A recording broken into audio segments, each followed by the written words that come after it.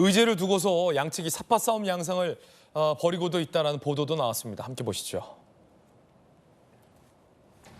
인생지원금, 선별지원 등 민생 회복, 정쟁 중단 선언, 정치개혁 상승 협의체 구성. 그런데 선별지원이 아니라 민주당에서는 전국민 25만 원 지원을 내세우고 있어서 이 부분은 상충됩니다. 서로 동의할 수 없는 지점이 있다는 거죠. 충돌하고 있다. 차상병 특검법 그리고 지구당 부활. 그런데 이제 지구당 부활 같은 경우는 한동훈 대표가 아이디어를 냈던 안건 이재명 대표도 동의하고 있기 때문에 양당의 어떤 정치 문화 개혁, 정치 개혁이라는 측면에서 두 대표가 굉장히 생각이 일치하는 부분도 금투세 폐지 등도 있고 생각이 일치하는 부분도 상당히 많다라는 기대와 가능성도 제기되고 있습니다. 바로 이 부분이 김영주 의원님 궁금한 대목인데 이번 여야 대표가 이재명 대표가 당선돼서 한동훈 대표 만납시다. 한동훈 대표가 좋다 만나자. 생중계로 하자. 양당 대표가 지금 굉장히 적극적이에요.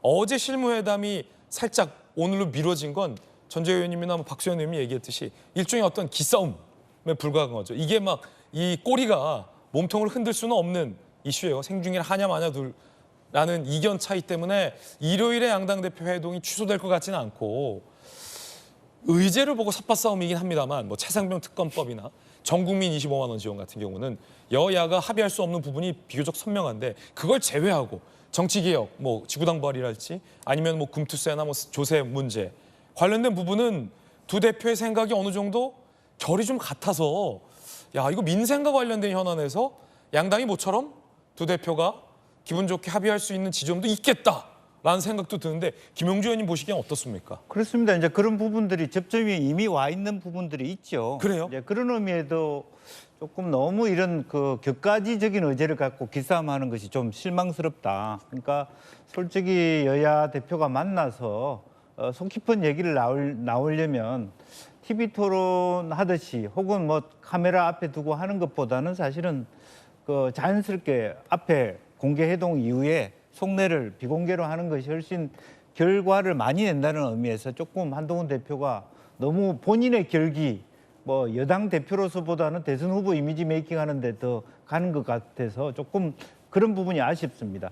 제가 보기에는 25만 원 같은 경우는 정책위 의장단회의에 보내고 지구당 부활이라든지 금투세 문제라든지 또 종부세 문제는 협의할 수 있는 부분은 양당 대표가 합의를 가져내고 그러니까 두 당 대표의 인식에 공통점이 있는 의제만 일단 올리자. 네. 그리고 최상병 특검 부분은 양당 원내대표한테 맡긴다든지 뭐 그런 식으로 하면 훨씬 더 당대표당 그 해동이 갖고 있는 무게가 너무 어려워서 자칫 잘못하면 안 되는 논쟁에 너무 많이 시간 끌다가 빈손으로 일어나는 그런 경우가 있을 수 있기 때문에 예를 들어 뭐 그런 의제로 오르지는 않겠습니다만 개헌을 논의하자.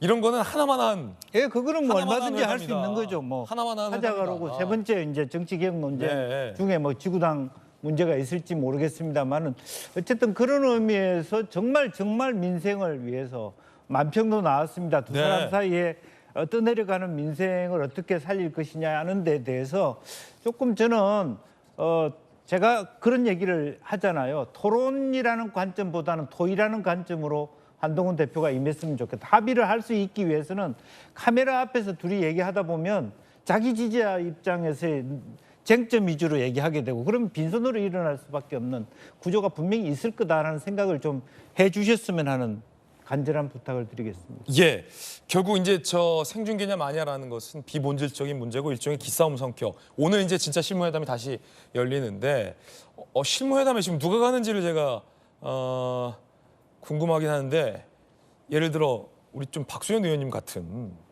그 여당 의원들이랑도 다 이제 두루두루 친하고 야당 내에서도 재선이지만 왠지 한 4선 느낌 나잖아요. 박수현 의원님이.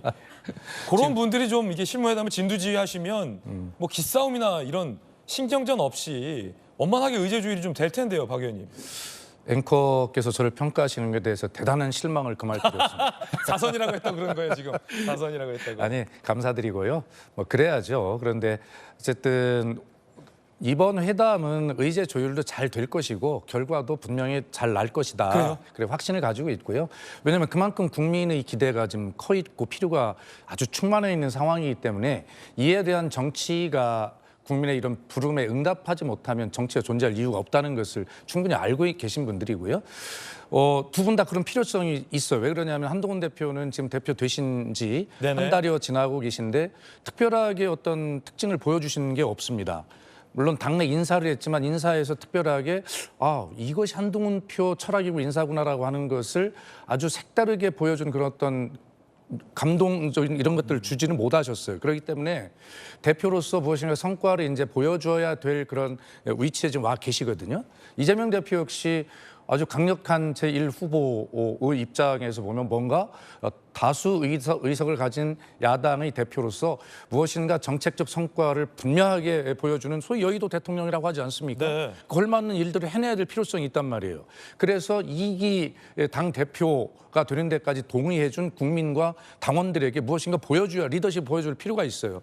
그럴 때 두 분은 반드시 성과를 내야 될 필요성이 있기 때문에 의제와 형식 이런 모든 게 관계없이 좋은 실무회담이 이루어질 것이고 성과가 날 것이다. 저는 그렇게 생각을 하고요. 그렇군요.